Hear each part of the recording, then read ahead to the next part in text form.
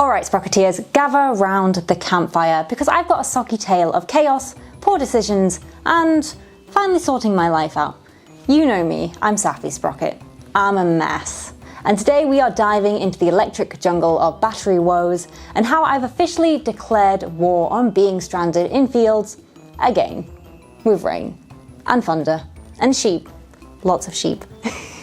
So yeah, we're talking about battery drama, solo problems, and how I finally got clever and decided to invest in a complete NOCO system. Now, NOCO is not a wizarding school, but their tech might as well be. Quick disclaimer, I am not affiliated with NOCO in any way. This is not a sponsored video. I haven't been paid, I haven't been gifted any products, and I haven't even contacted them or vice versa.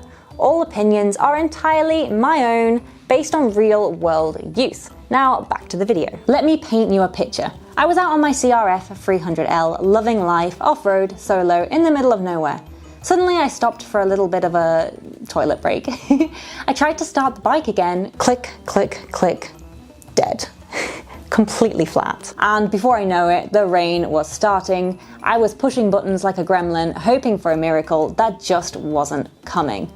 Now, let's be honest guys, this wasn't my first battery rodeo.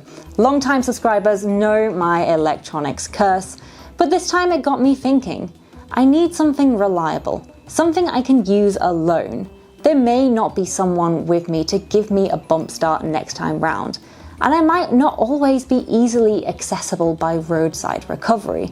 It could just be me and the bike and the sheep. Now I wanted something compact, light, reliable, and preferably idiot-proof. Enter NOCO. You might have heard of them. They make jumpstart packs and chargers that scream, "We just somehow get solo riders." Now I went for their GB40 Boost Plus. This thing is tiny but powerful enough to jumpstart cars. So my little CRF, piece of cake. Now the GB40 Boost battery comes with these jumper clamps, which is standard stuff. But here's where things get clever. Now if you're like me and you're riding an off-road bike, you'll know that your bike battery is under the seat, secured by 2 bolts.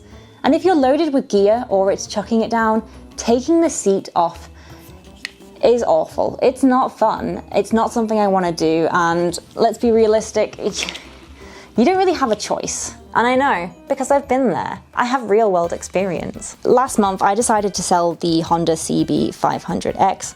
I hadn't used it in 13 months. It had sat in my garage for 13 months, not having been rid.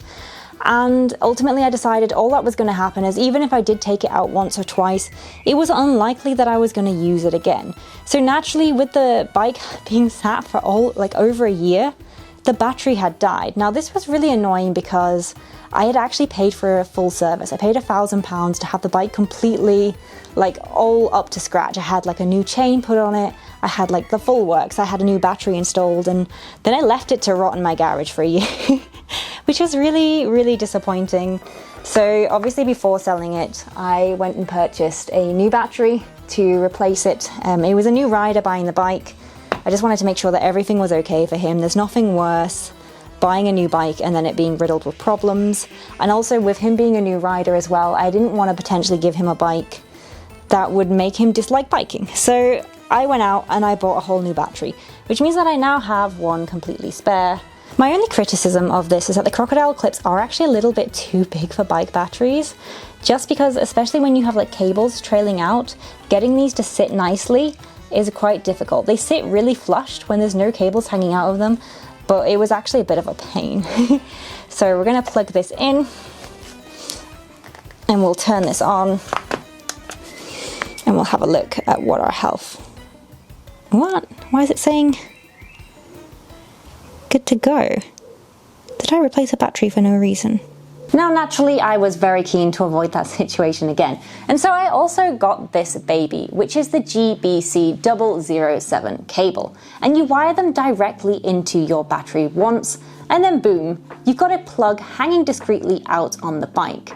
From here you simply connect the jump starter tool right then and there, there's no tools involved, and ultimately there's no drama. And so if you're someone who may be in a situation where you're struggling to get your seat off, maybe you forgot your tools, you can plug the jumpstart battery directly into the adjacent cable just by your seat.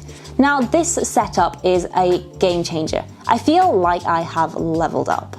Okay, Sprocketeers, so we're in my very messy garage with my SV60 behind me. Now we're going to be installing the 007 cable. I've already done this on my CRF 300L, and I thought I would save this one for camera just to show you guys how easy it is to install, and also talk about how I use it on the two different systems that I have. So the first thing I'm going to do is take the seat off, and we're going to get going. So let's go. Whoop. My SV seat is always a bit awkward to take off. Much like me, it looks very beautiful on the outside, but when we get to the inside, we realize it's just a hot mess. So all I'm going to be doing is disconnecting my terminals. Now, at the moment, I kind of have everything hooked up to two terminals, and the reason being is that I lost the screws for the other side. So hence why I have 1, 2, 3, 4, 5 cables on each terminal. What's one more, eh? So we're just going to unbox our 007 cable. If you're ever wondering why my stuff runs out of charge, this would be it. And we're just going to disconnect our adapter. It comes with this adapter in case you want to trickle charge it, but by default, this cable is set up to allow you to jump start.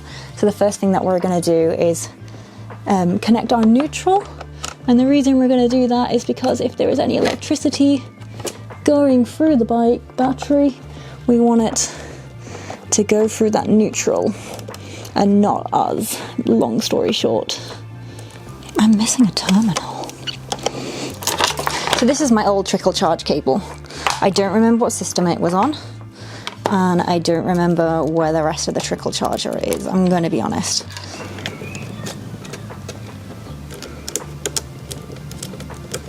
Also, this is actually a black cable, it's just red. Don't ask, it's a long story. Okay, so this is our new jumpstart cable. And this is my heated clothing cable because I can't live without my heated clothing. All right, I'm just gonna rotate this a little bit more. Now we'll just pretend like everything is a-okay. I'm just going to pull this out a little bit just so you can see, but this is my NOCO 007 cable installed. Now the great thing about this is currently, because of the capacity, I can plug my NOCO Boost Plus directly into the cable. Now these cables are really great, they only go in one way, so you can't short your bike. Once you've plugged that in, all you do from here is hit the on button, and it'll start to make this little clicking noise. Can you hear? And this is the sound of the jump start being sent towards it. So we're just going to turn that off. Now this is really good because on the road I short my batteries out. Like they're going out of fashion. It happens, I do it a lot. It's just who I am. But being able to just quickly jump start my bike with ease just by plugging this in is going to be an absolute game changer. So this is the NOCO Boost Plus GB40. It's incredible. It also has some other features, like you can have a little light on it, and it has USB charging capacity.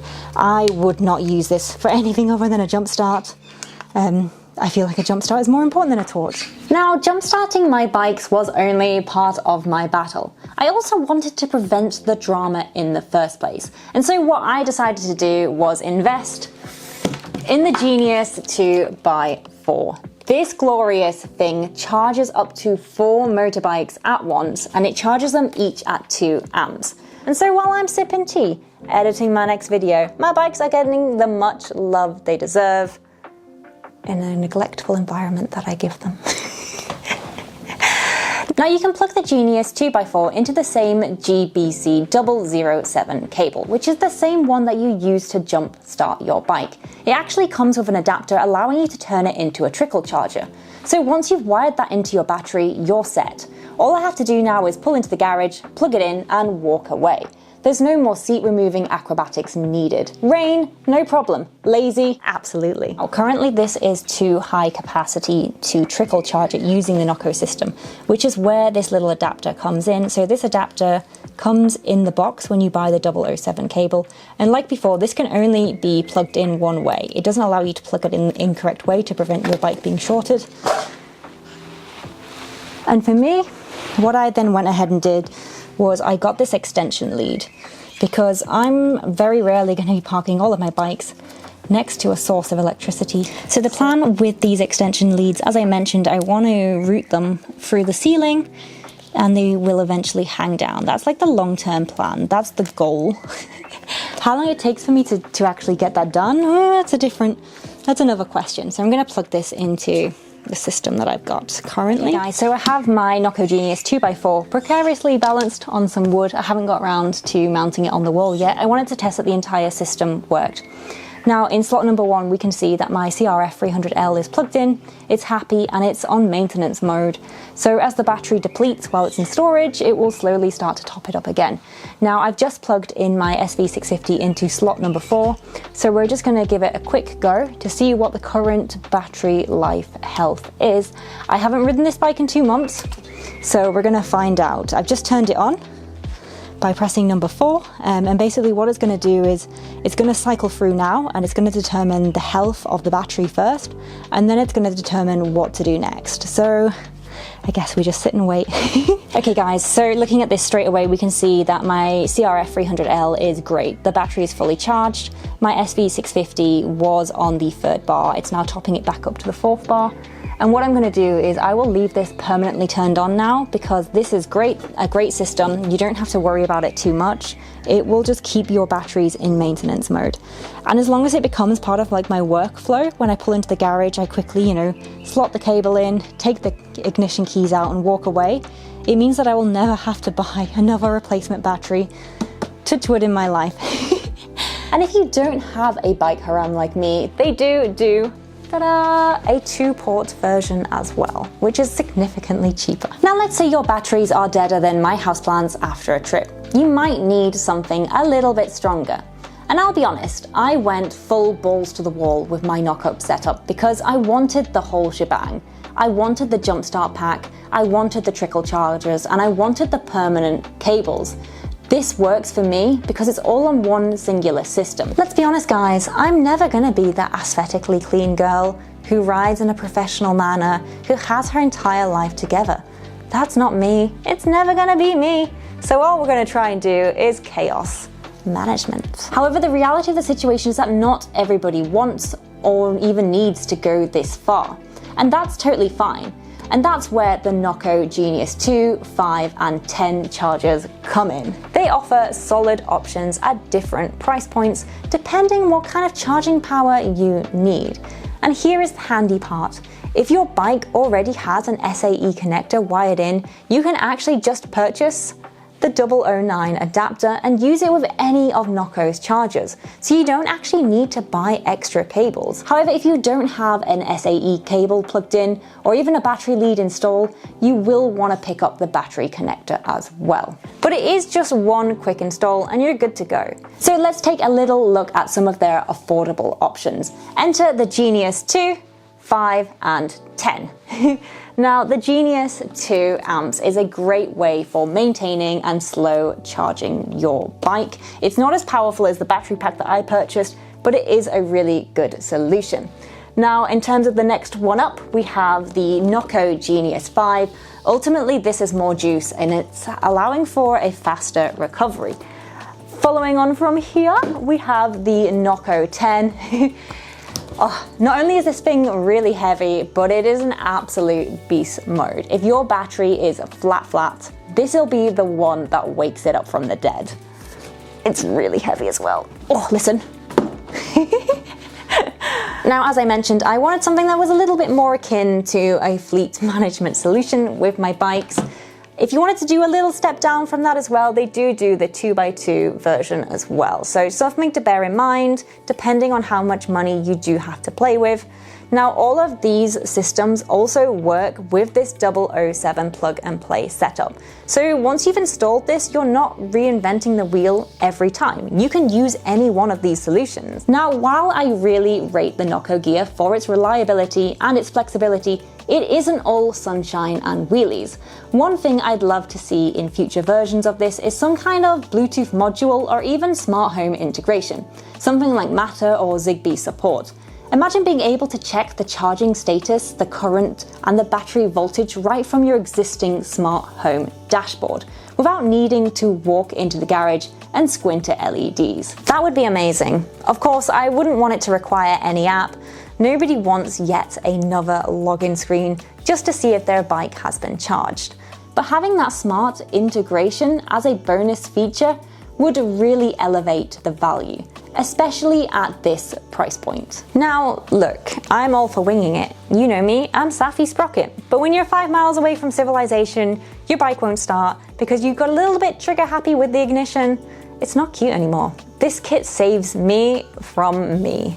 Now, if you travel solo, off-road, or you just forget to turn your heated grips off, guilty, this stuff is ultimately a really worthy investment. I personally think it's gonna make my game a little bit more on point. I'm hoping, touch wood. So yeah, that's how I went from a soggy field gremlin to a power princess. Now, if you're thinking of getting your own NOCO gear, I do have some links in the description. Some of them may be affiliate links, which just helps me keep the channel running, and it also helps me keep caffeinated and helps avoid future thunderstorm meltdowns. Now, in the meantime, stay safe, ride crazy. My name's Saffy Sprocket, and I'll see you next week. Bye!